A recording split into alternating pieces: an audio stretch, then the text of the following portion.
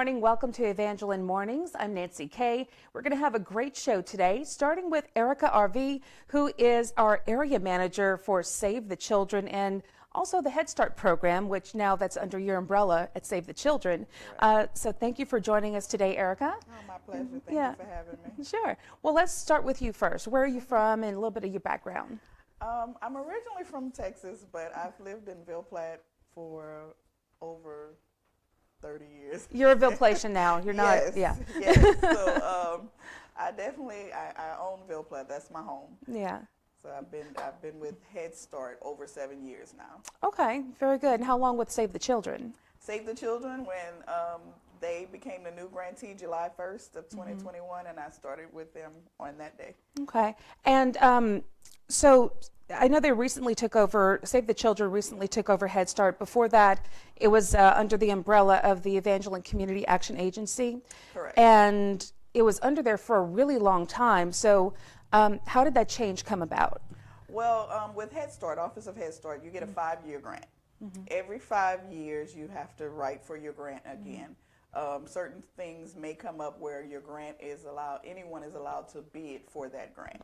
And with Community Action, that's what happened. The grant came up for, they call it recompetition. And Evangeline Community Action did write for the grant again, in addition to Save the Children and other agencies. And Save the Children was awarded the grant. Okay. Now, why does Save the Children want to take over well, maybe not take over, but, bring the Head Start program under their wing? Well, Saving Children is a nonprofit organization. They actually have a lot under that umbrella. They started with Head Start programs in 2012. Actually, Jeff Davis was the first Head Start program they acquired in Louisiana. And they offer here in Ville Platte, with the new thing that we're offering is early Head Start. We've always had Head Start. Head Start has been here over 50 years, but we didn't have early Head Start. So that's something new that they were offering here, and they just felt that they would have a greater presence in our parish, and just wanted to get that opportunity to do that. And so far, it's been wonderful. They continue to keep the Head Start. Of course, Head Start has always been a value in the community. And we try to keep that, and just let the community know that we're here for the community. Nothing's changed except early Head Start now.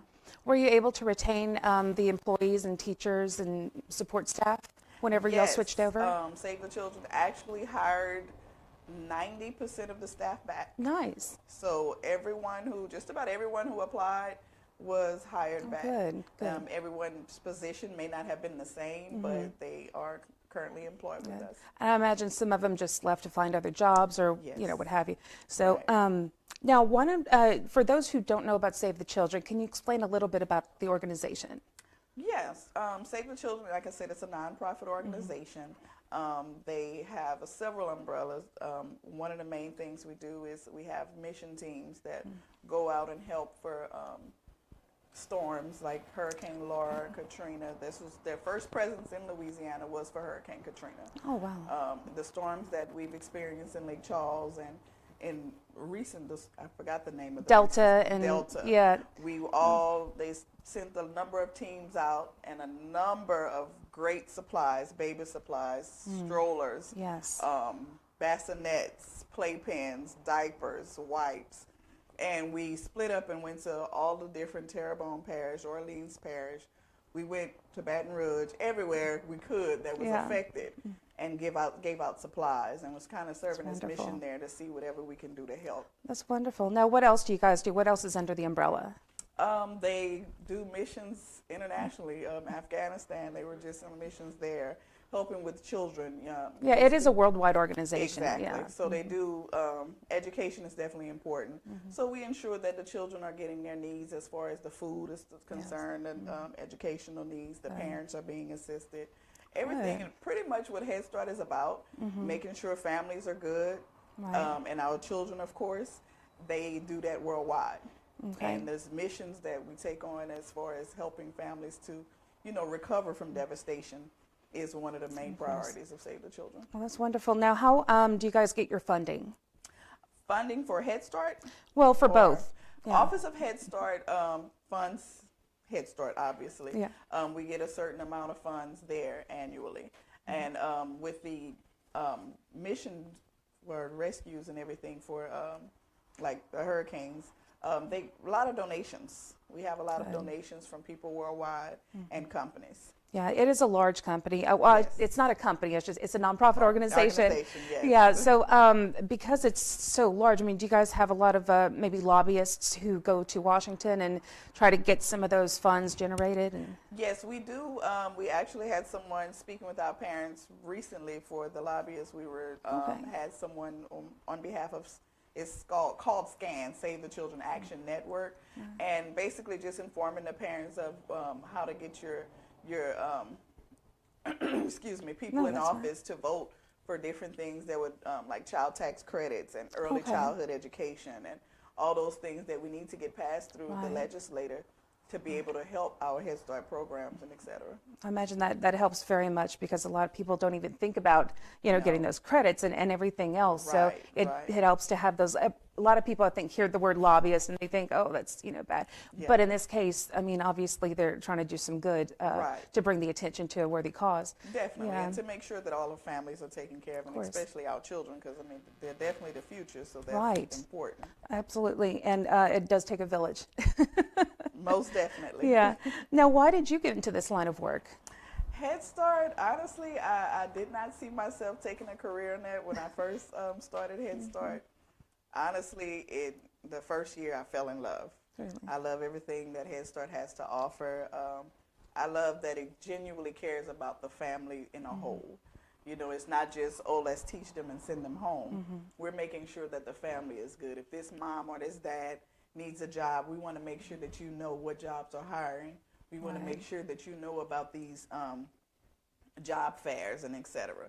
We want to make sure you're getting the resources that you qualify for, even if it's to help with SNAP, with child support, getting their GED, anything.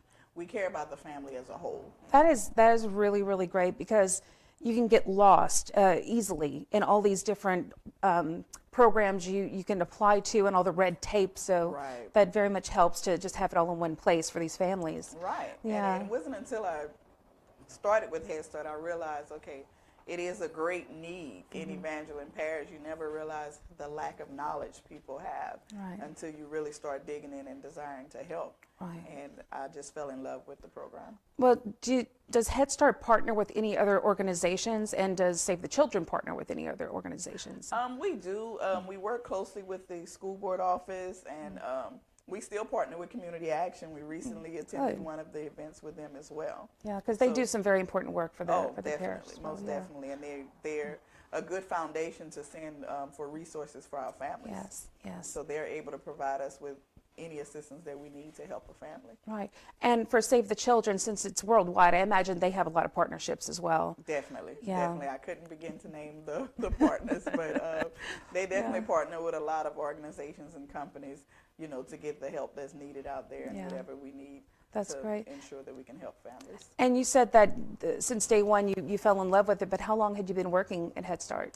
I've been working with Head Start for 7 years. Okay. Yes, I'm in administrative office, so when I started, I was a family service worker under Community Action, and that's when hands-on working with families and the children, and it won me over. I knew this is where I wanted to be. That was. It seemed like you found your calling. Oh, definitely. And in just 7 years, you became the area manager. That's pretty good. That's really good. So that's impressive. So, did you have any special training to start at Head Start and be sort of the counseling and? Well, no. I mean, I do have a degree, a bachelor's degree in sociology, minor in psychology, and I now hold my master's degree as well. So with that bachelor's, that experience there, that kind of helped me in the field with the family service worker. Very good. And I'm a forever student, so any opportunity that I have to learn, I've taken advantage of it. I can tell you love your job because you just light up when you talk about it. I want to get back to talk a little bit more about Head Start and Save the Children. We'll be right back with Erica Arvie. You're watching Evangeline Mornings on UGN's Louisiana Television.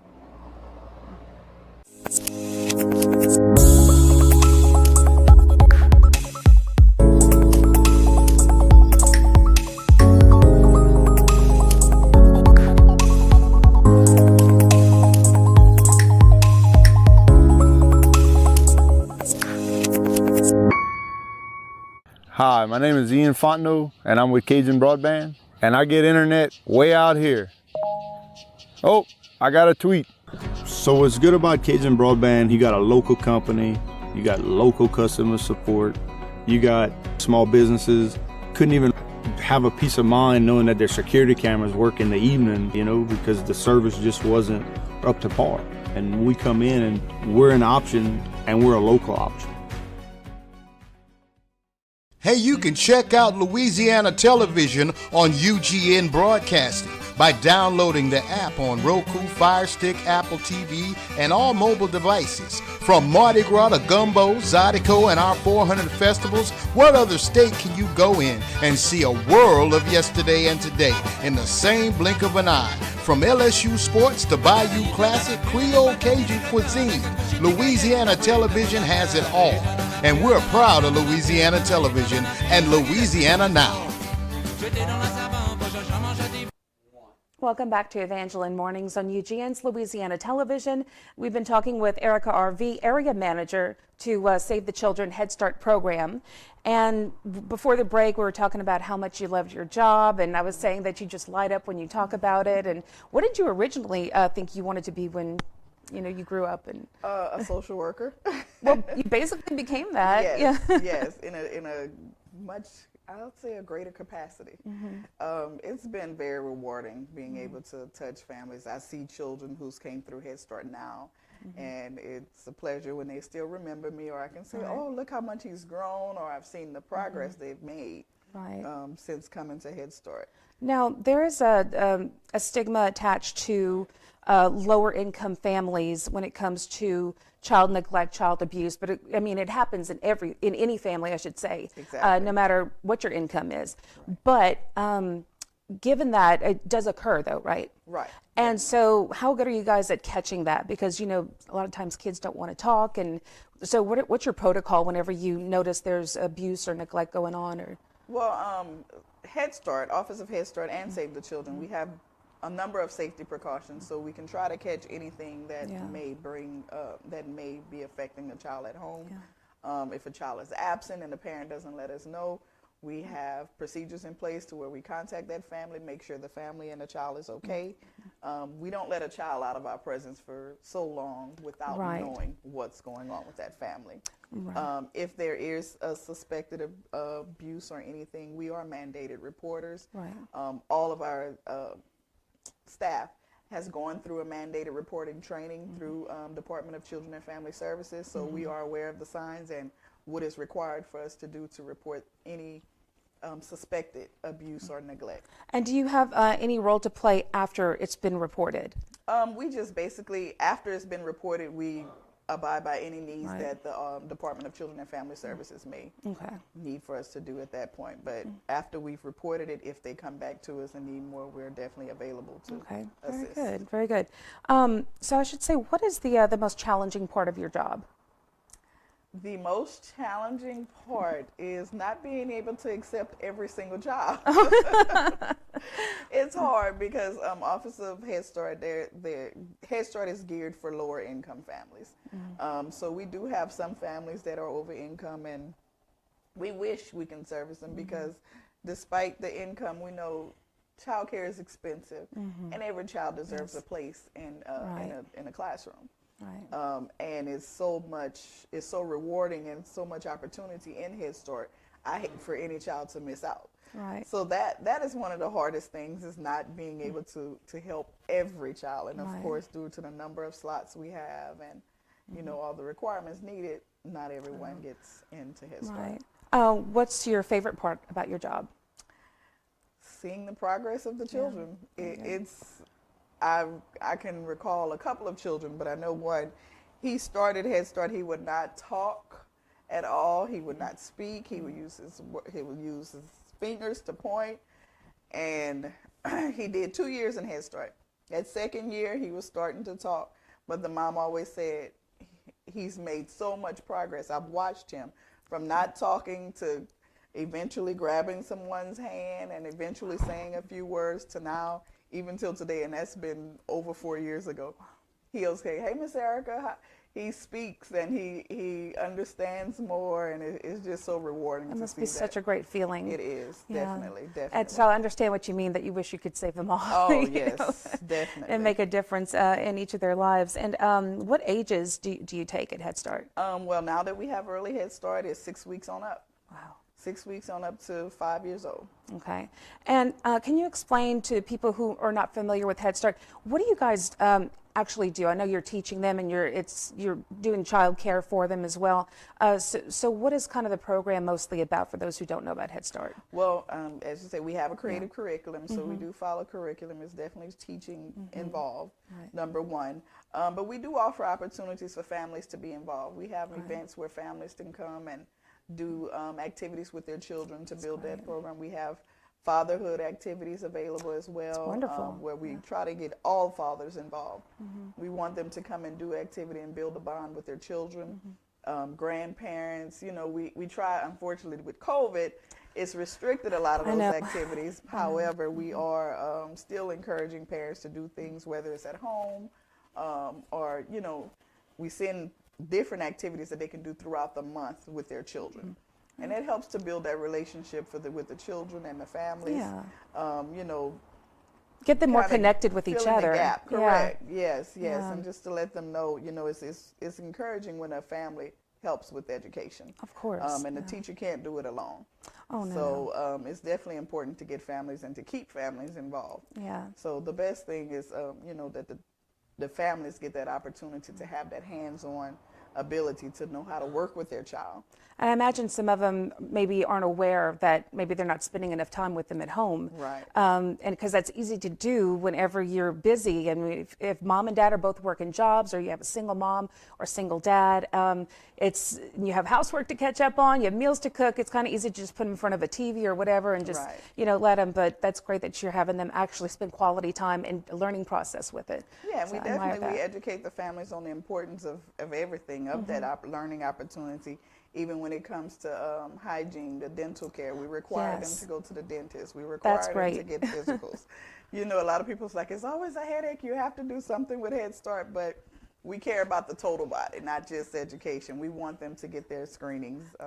I'm really glad that you mentioned that, because a few years ago, I was watching a news report about in Appalachia about how they had mobile dental units, because kind of people in the rural areas in the Appalachian, you know, mountains, they were just giving their little kids, you know, Mountain Dew to drink all day, so they just had rotten teeth, and in the baby bottle they had Mountain Dew. So, yeah, everyone had rotten teeth. So they started educating them and teaching. So I'm glad, for those who don't know proper hygiene, you know, because it happens, that you're educating them. I think that's great. Definitely, it's definitely important. They don't realize the importance of seeing that dentist annually, you know, getting those teeth clean, and the importance of taking care of them. So we make sure we incorporate that into our daily activities and with communicating with the families also. Okay. Now, you said you've been there for 7 years. Now, that might not have been enough time, but do you know how Head Start has changed throughout the years and what programs they've added? Well, Head Start, it's just like any other company, it changes. One thing I've seen more of is that we're starting to get a lot of early Head Starts now. More Head Starts are getting early Head Starts because public school is accepting more 4-year-olds. So we're seeing the services are needed for children under 2, under 3 years old. So that has definitely changed. It's the curriculum is a lot stricter. They want to make sure that these families and these children are bringing home some core values that they can move on with when they go to kindergarten. So it's definitely ensuring that things are being done, you know, in a timely manner, and making sure that our children and our families are able to succeed outside of Head Start. Good, because those first couple of years, I mean, research says that's when the brains, they're like sponges. So they just take on, they're going to learn, I think, more, you know, in the first few years of their life. Definitely. And data has proven that if a child that comes to Head Start versus a child that has not been to school, they definitely thrive more.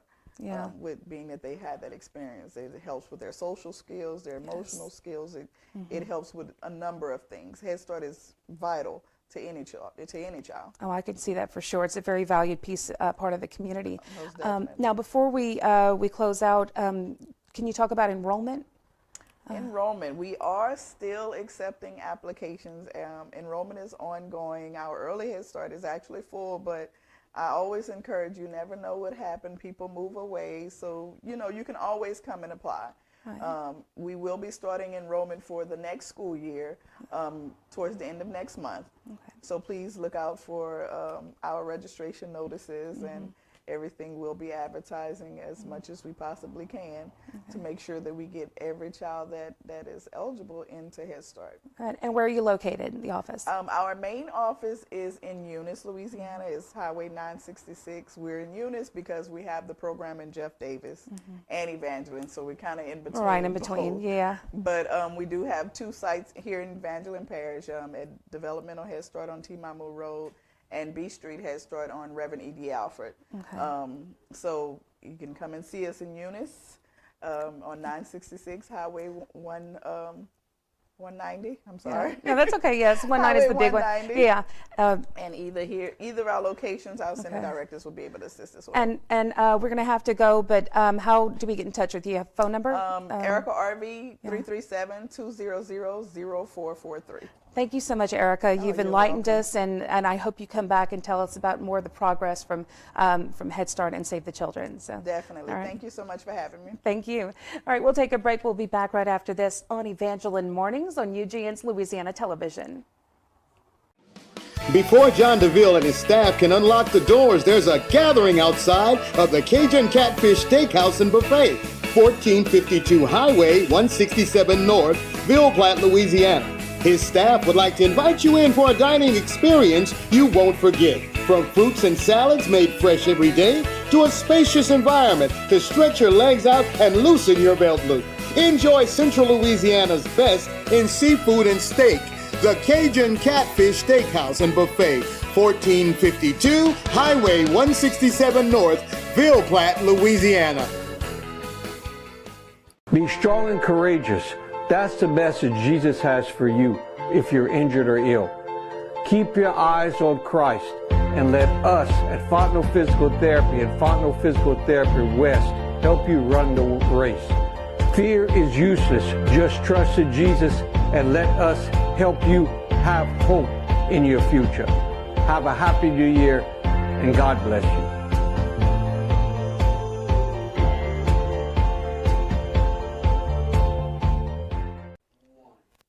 And you're watching Evangeline Mornings on UGN's Louisiana Television. I'm Nancy Kay, and joining us right now from Cajun Broadband Incorporated, we have Chris Disher and Ian Fontenot. Thank you, gentlemen, for being here.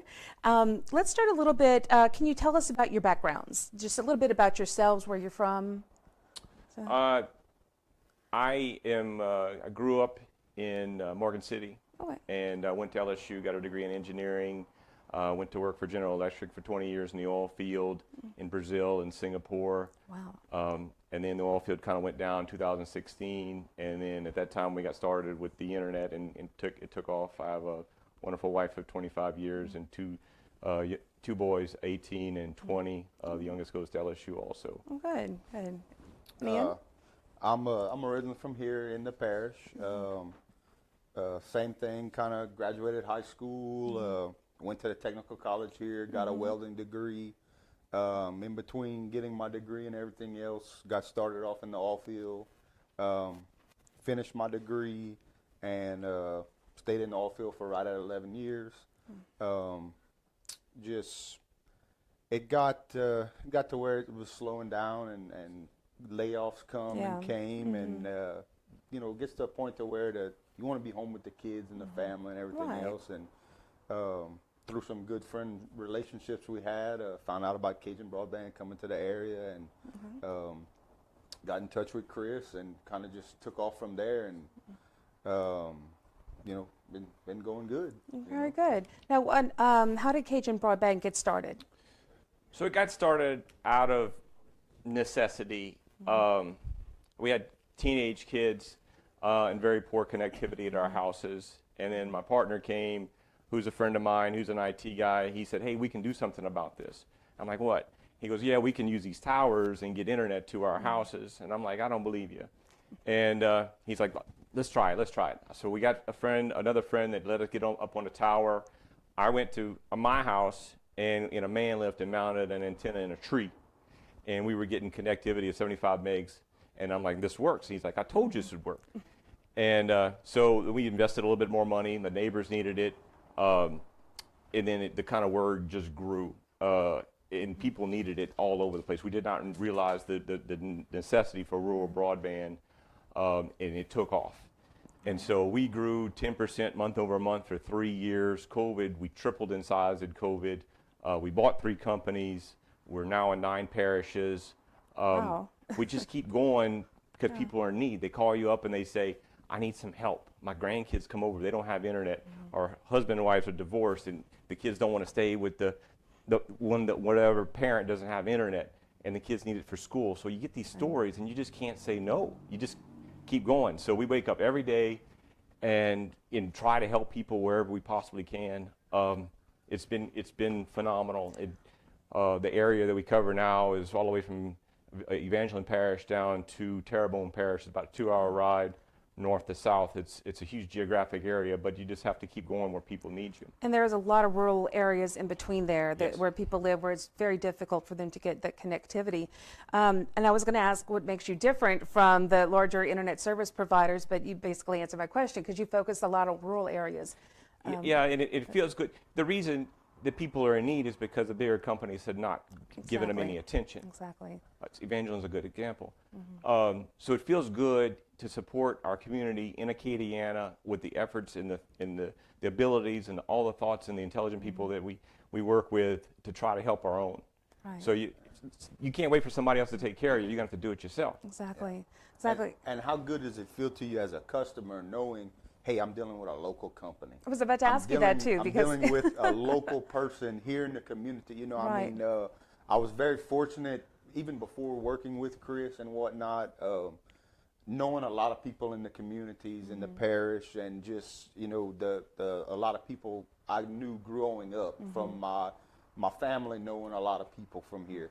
And, you know, it's, I got friends that are, hey man, when can you come get me internet? Or, you know, oh, hey, look, this guy, that's the guy that you need to talk to about getting internet. And then, you know, you got local support at the end of the day. Right. And it must be nice for the local people not to have to wait on the phone for 2 hours to talk to customer service. Yes. Right. Yes. Because I know that is a big issue. So how do you guys compete with the larger internet service providers? We go where they don't want to give attention to. Right. And it's not terribly difficult because they don't want to give attention to a lot of places. Yeah. Yeah. And they don't have the customer support. We've got coonasses answering the phone on the other side. You're not calling India when you call us. No, that's right. We can understand what you're saying most of the time. And like you said, you're not waiting 2 hours to speak to somebody. So now I was interviewing Superintendent of Evangeline Parish Schools, Darwin Lazard, and Assistant Superintendent Mike Lumbus recently. And they were talking about the connectivity for students and how some students are falling through the cracks because of COVID. They had to do a lot of virtual learning.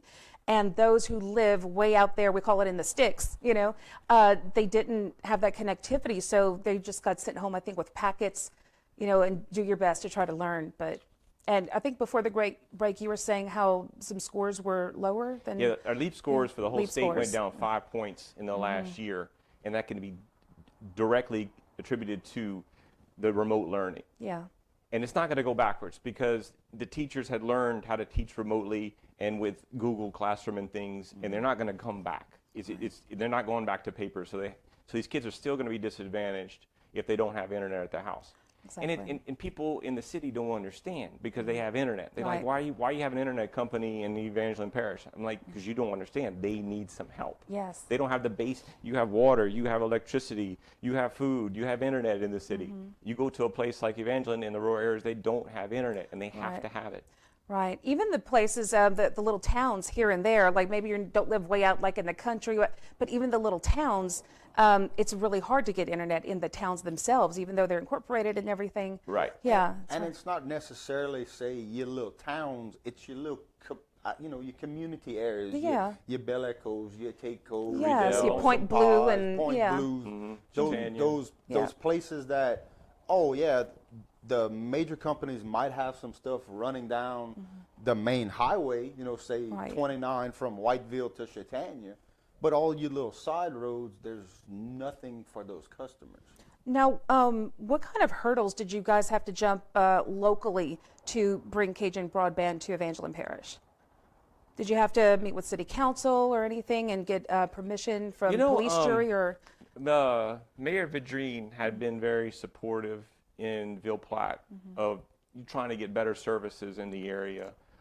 She's still very supportive, and she's very vocal. She's like a representative for the state for rural community poor internet. So she carries that title very well. And she is, I believe, president of the Louisiana Municipal Association. So yeah, so she does focus, you're right, on the whole state. So we're in 8 parishes, and we deal with a lot of the parish governments, and they all know Mayor Vidrine because she is talking about need of rural internet. So we were thankful for her support. We do have 2 different products. We have a wired service, which is a fiber service, and then we have a fixed wireless, which utilizes towers and antennas. You feed the vertical asset with fiber and then use antennas on the top like a cell phone tower. And then on the other side at the residence of the business, you put an antenna. That's a temporary fix to get until you get fiber. You really want that fiber wired connection. That's the most important thing. But fixed wireless is an inexpensive way to get to a large area. So right now we're on 3 of the city's water towers. We just installed on Vidrine's water tower.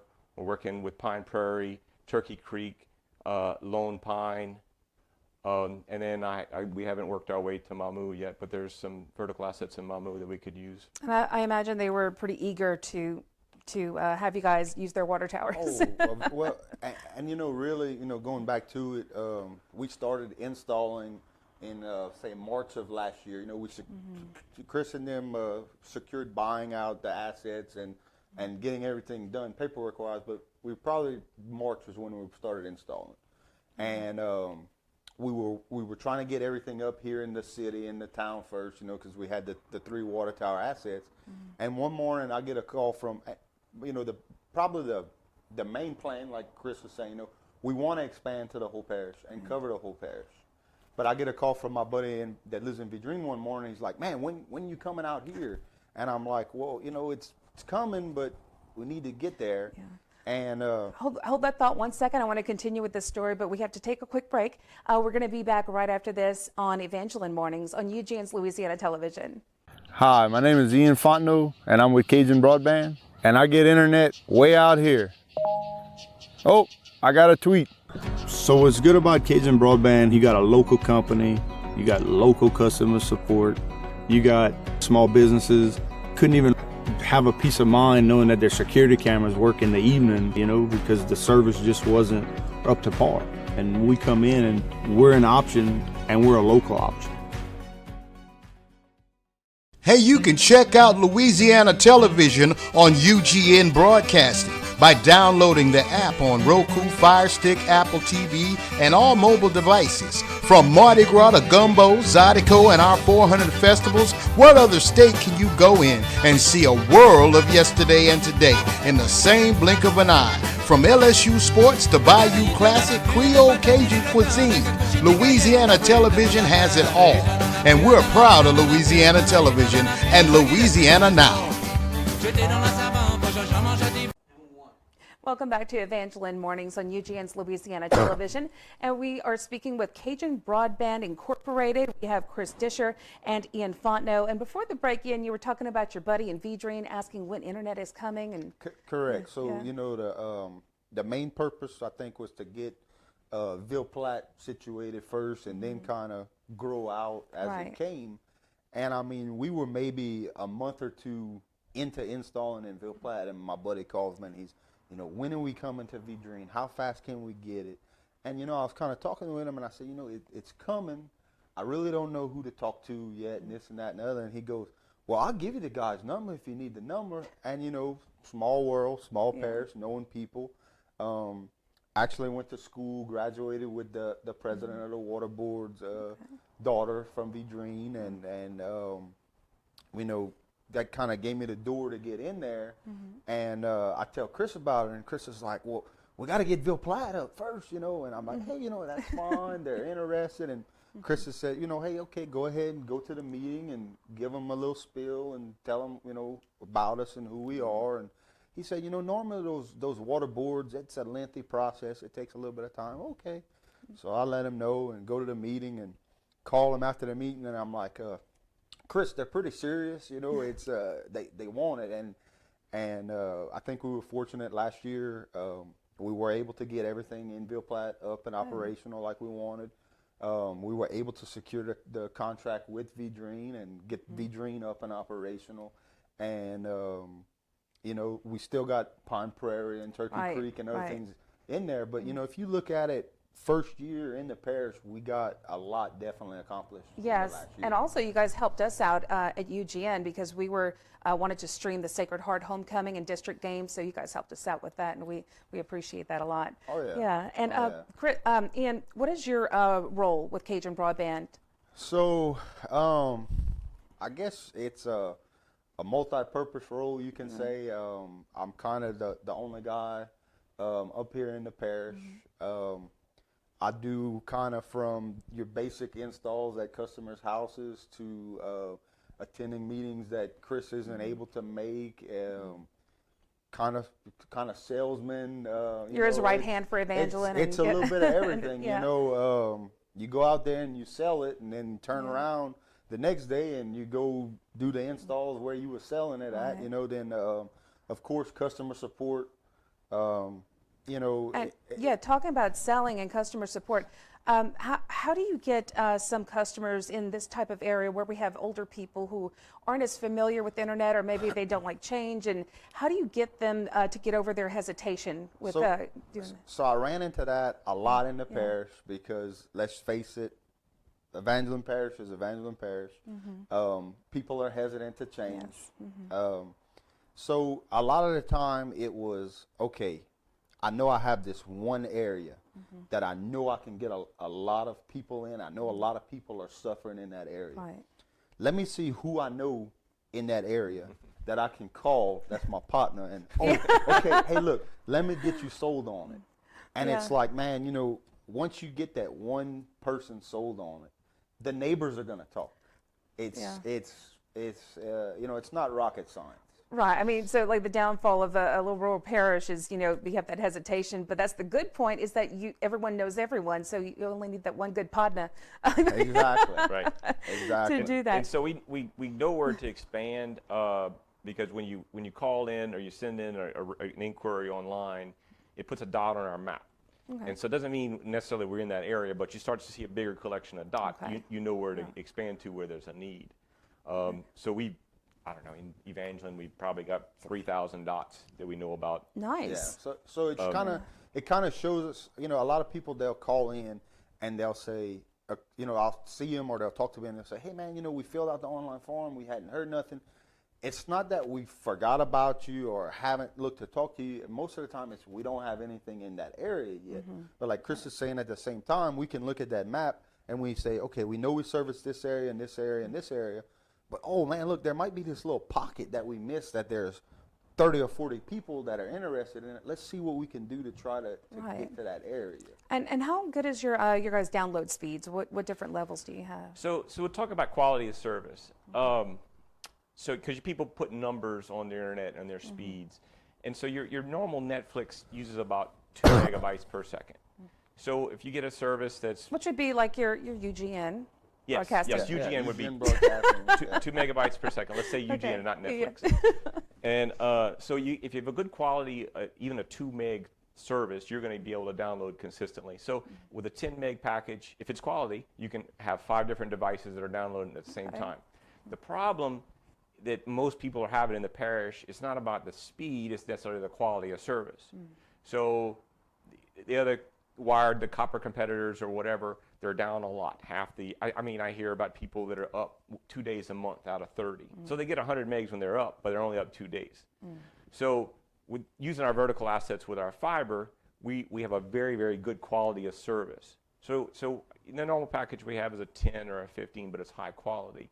Our uptime is about 97.5%, which is hardly ever rarely down and having issues. And so a family would be happy Most of our family packages are 10 megabytes per second, good quality of service. The heavier gamers are use a 15 megabyte per second, and then a business may need a 20 or 25 megabyte per second. And how secure is the network? Extremely. It is a closed loop network. Back to our data center, we keep very close ties on it, and we don't allow any traffic outside, you know, because there's a lot of security issues out there. Very good. And so when we were at a break, you started to talk to me a little bit about state funding and grants. Can you go a little more into detail? So you've seen in the newspaper and read online about a lot of federal and state interest in getting broadband. They realized it's no longer a nice to have, it's a necessity. It's not a luxury. It's not a luxury. Yeah. So there's been a lot of effort by a lot of agencies, the FCC, the USDA, and Louisiana Connect.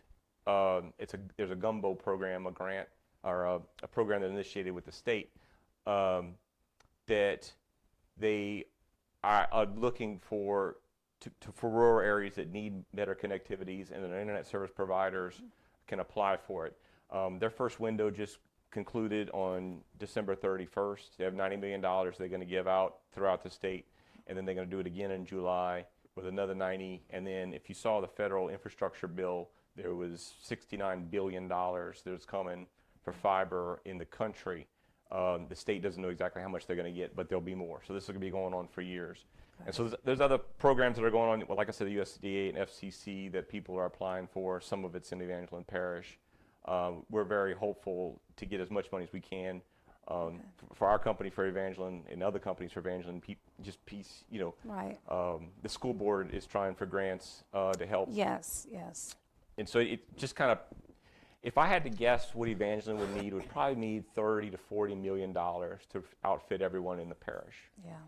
So it takes a lot of funding from a lot of places. And you look at the states, they only have 90 this first round, so that's half of it would be needed for Evangeline.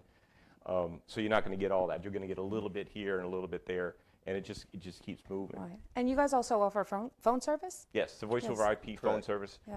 Once you have a quality internet service, then you can have the digital phone service, and which has 1,000 options that analog phones don't have. Very good. Before we go, is there anything you guys wanted to mention about Cajun Broadband? Anything you wanted to add? Or? So our goal was to set up a very solid background infrastructure and then have local support. So these guys, the technicians that we have, and you've seen the commercials, are kind of funny, but these are our guys. These people are on the ground helping the individual customer. So we're behind the scenes. You don't see me a lot, but we're behind the scenes with the solid infrastructure out of the data centers and the fiber lines and the vertical assets and all these important things working with the parishes. Meanwhile, we've got the customer support team in Lafayette that's taking the phone calls and coordinating, and you got these guys on the ground, boots on the ground, helping people at their homes. Very good. So it's a very, very solid but local approach. Very good. And so we're going to have to close out now, but really quickly, if someone needs to get in touch with Cajun Broadband, how do they reach you? The two best ways is to go to our website, www.cajunbroadband.com, and fill out the form if you're interested in service, or you can see about the packages, or you can call 337-593-4778. And locally, where do they reach you? Locally here in the parish, we do have a office located at Doucette's Barbershop, kind of a dual-purpose facility for us in the parish. Which helps you because your wife works there. Of course, we own it. My wife works there. But there's normally, we have some information pamphlets, that kind of thing. Worst case scenario, my wife can get you in contact with me and so forth and so forth. But very good. Yes, we do have some assets here in the parish. Good. Gentlemen, thank you so much for being here today. I see good things coming for the company, and thank you for considering the rural areas that some of the big ISPs forget about. So I think it's very important. Thanks for working with our local agencies like the school board to help that. I hope you'll be back on the show again. All right, Chris and Ian, thanks. And we're going to take a break. We'll be back after this on UGN's Louisiana Television. Hey, this is Wayne Brady, and you're watching the Louisiana Channel. Hey, you can check out Louisiana Television on UGN Broadcasting by downloading the app on Roku, Fire Stick, Apple TV, and all mobile devices. From Mardi Gras to Gumbo, Zydeco, and our 400 festivals, what other state can you go in and see a world of yesterday and today in the same blink of an eye? From LSU sports to Bayou Classic, Creole Cajun cuisine, Louisiana Television has it all. And we're proud of Louisiana Television and Louisiana Now.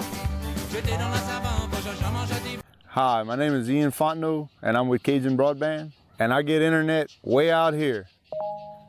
Oh, I got a tweet. So what's good about Cajun Broadband, you got a local company, you got local customer support, you got small businesses. Couldn't even have a peace of mind knowing that their security cameras work in the evening, because the service just wasn't up to par. And we come in and we're an option, and we're a local option.